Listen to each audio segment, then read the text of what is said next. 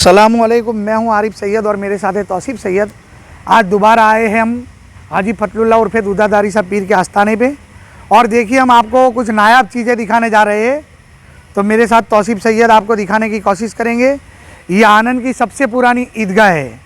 ईदगाह उसे बोलते हैं जहाँ हमारे सब मुसलमान भाई ईद की नमाज़ पढ़ते हैं, यानी कि रमज़ान ईद और ईद उद दुहा, जिसे बकरी ईद के नाम से जाना और माना जाता है। तो ईद की नमाज़ पढ़ने के लिए हमारे पैगंबर सल्लल्लाहु अलैहि वसल्लम के ज़माने से ही मुसलमानों का एक दौर है कि ईद की नमाज़ ईदगाह में जाके अदा की जाती थी। तो लिहाजा ये आनंद शहर की जो आप देख रहे हैं, मैं और मेरे साथ तौसीफ भाई आपको ज़्यादा से ज़्यादा दिखाने की कोशिश करेंगे ईदगाह। तो ईदगाह का बांधकाम कैसा होता था, पुराने समय में ईदगाह कैसी होती थी पुराने ज़माने में। तो ईदगाह पूरी खुली होती थी, ओपन होती थी, और वहाँ पे सिर्फ ईद की नमाज़ पढ़ी जाती थी। और जब हमारे पैगंबर सल्लल्लाहु अलैहि वसल्लम के ज़माने में भी ईदगाह में जब ईद की नमाज़ पढ़ी जाती थी तो उस दरमियान मर्द और औरतें इकट्ठा नमाज़ पढ़ते थे। फिर जैसे जैसे इस्लाम में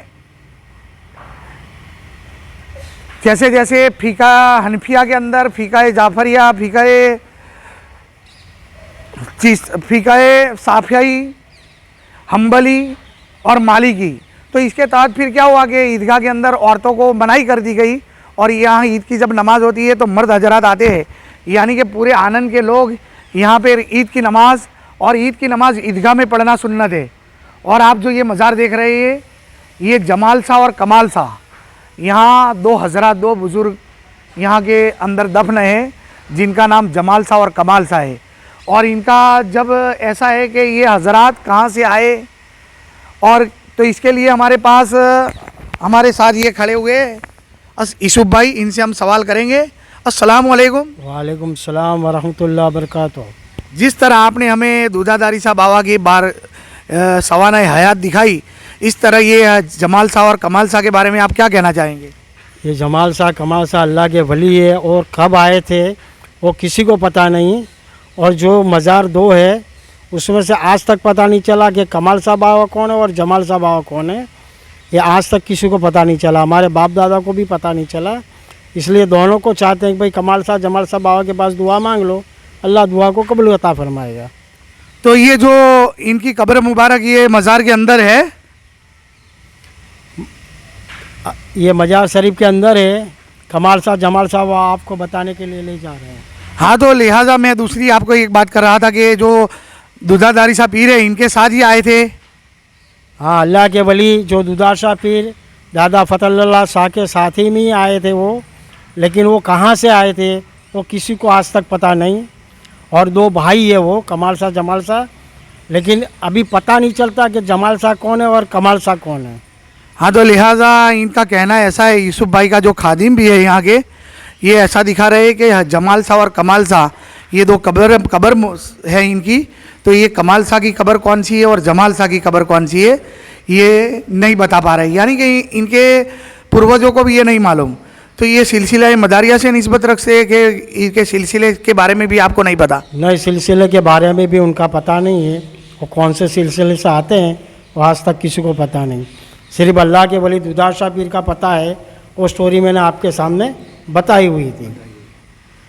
तो देखिए, ये है जमाल शाह और कमाल शाह, यानी इनकी कब्रें कौन सी कमाल शाह की है, कौन सी जमाल शाह की है, ये आज तक किसी को नहीं पता। तो मैं हूँ आरिफ सैयद और मेरे साथ यूसुफ भाई जो आपको दिखा रहे थे। तो मैं आपको कुछ और चीज़ भी दिखाने की कोशिश करूँगा। ये आनंद की सबसे पुरानी कब्रिस्तान भी है और पुरानी दरगाह भी है।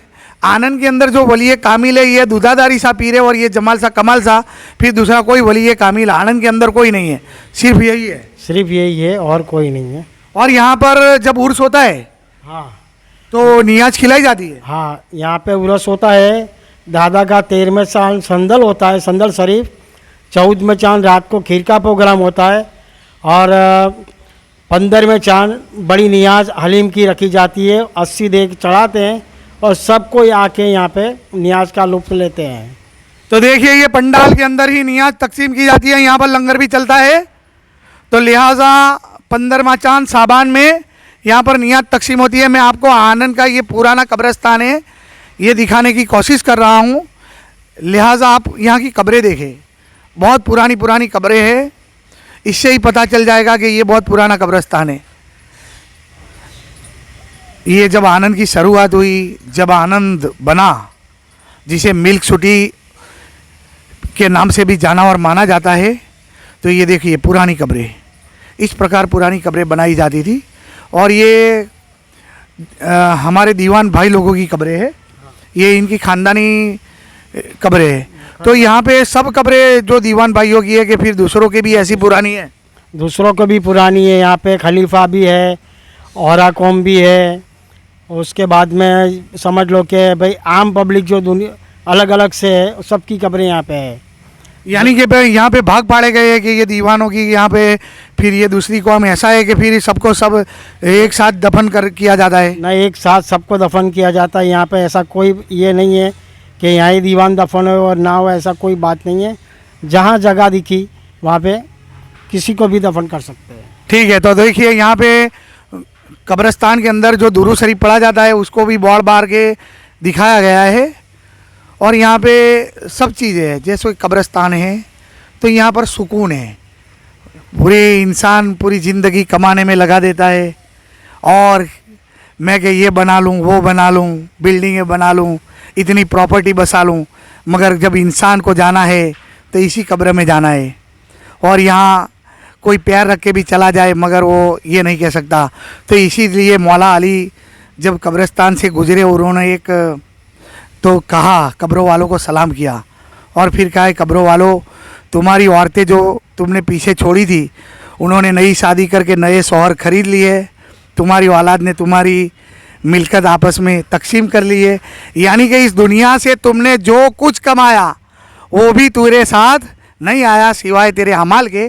तो यहाँ कब्रिस्तान है। और दूसरी एक बात आपको बताऊं कि यहाँ पे ये मुसलमानों का कब्रिस्तान है, यानी अंतिम स्थान। और उसके बाजू में ही देखो, हमारे तौसीफ भाई आपको दिखाएंगे, इसके सामने जो बाजू में आप ये वंडा देख रहे हैं, जूम करके दिखाएंगे हम आपको। ये वंडा जो आप देख रहे हैं, यहाँ हमारे हिंदू भाई का शमशान भी है।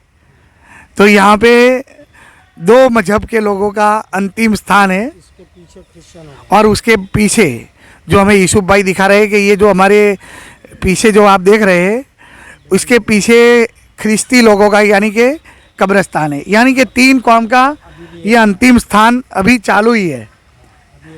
तो आप देख रहे हो हड़गुड़ की आवाज़ के साथ मैं हूँ आरिफ सैयद और मेरे साथ तौसीफ सैयद।